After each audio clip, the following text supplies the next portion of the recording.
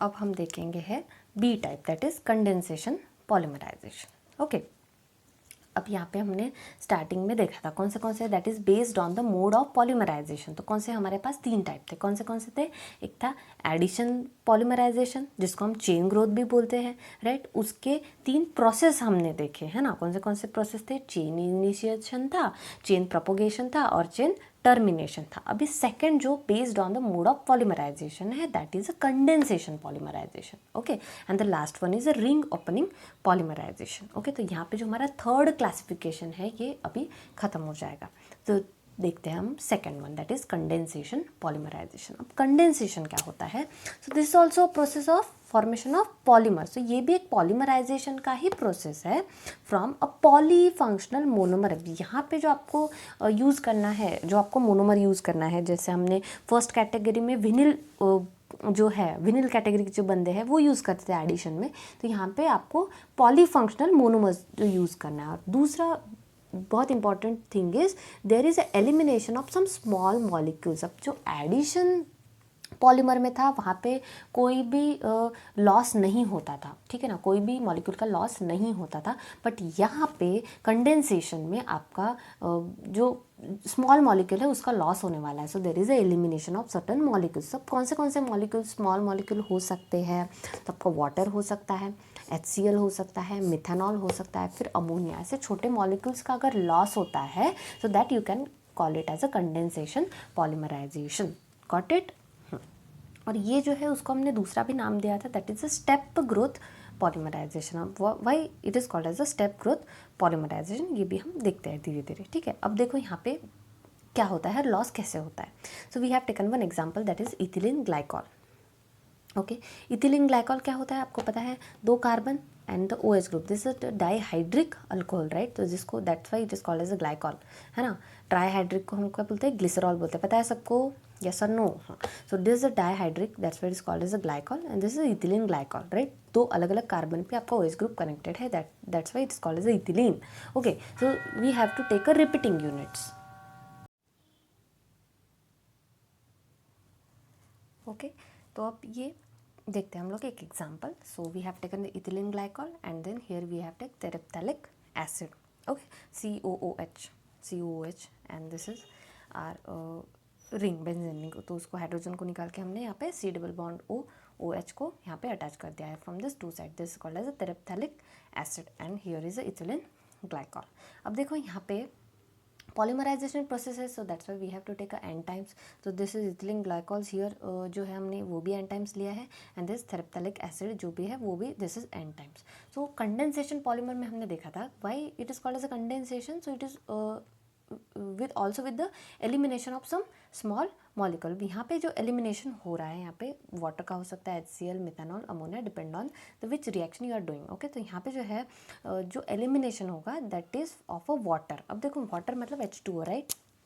सो यहाँ पे जो इथिलीन ग्लाइकॉल का H है, तो ये भी आपको पूछ सकते हैं। तो यहाँ पे जो H2O तो निकलेगा, HOH, OH ग्रुप यहाँ पे भी है, OH ग्रुप यहाँ पे भी है।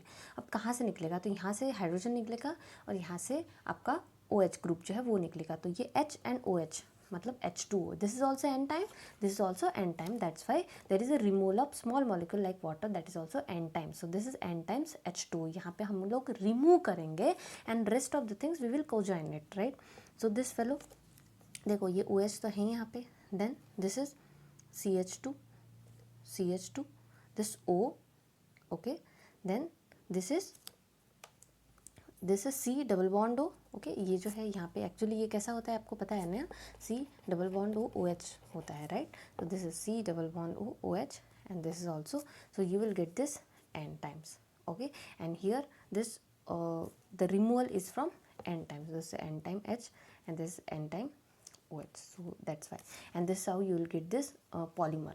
So this is our ester link, this is ester link, ROR, okay, ROR. So these are ester link. Okay, so this is how you will get a condensation polymerization. The thing is कि यहाँ पे condensation polymerization में क्या होता है, there is a removal of और elimination of some small molecule. Okay, और जो addition होता है उसमें आपका removal नहीं होता है. Okay, so that is a thing. और आपको ये एग्जाम में भी पूछ सकते हैं, with the example you have to मतलब उसको लिखना पड़ेगा आपको. So this is what you will get a terylene, जिसको हम डैक्रोन भी बोलते हैं, and this is a polyester polymer. Okay, so the link is ester link and this is a polymer, that's why it's a polyester polymer. Okay, समझ में आया सबको condensation polymerisation.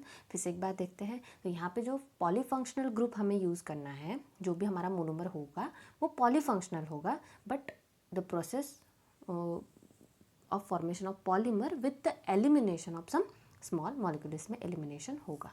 कौन से मॉलिक्यूल एलिमिनेट हो सकते हैं? Water, HCl, methanol and ammonia. Such type of small molecules can be eliminated. And this called as step growth. अब एक्चुअली क्या होता है, जब भी ये प्रोसेस होता है तो हर एक स्टेप में उसका ग्रोथ होता है ना. अब यहाँ पे जो हमने लिया है that is a single monomer we have use.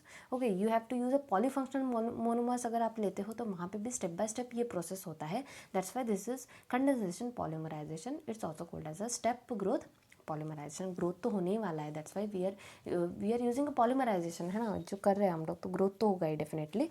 तो this is the step by step growth, that's why it's a step growth polymerisation. Then the last one is a ring opening polymerisation. तो हमने ये जो category था हमारा based on the polymerisation, उसमें 3 basic categories देखे थे. पहला था एडिशन, दूसरा हमने देखा condensation, and the last one we are going to see is the ring opening polymerisation. तो very simple language. Ring opening तो नाम में तो लिखा है भाई, रिंग अगर है आपका तो उसको क्या करना है, हमें ओपन करना है. Okay, so that is the ring opening.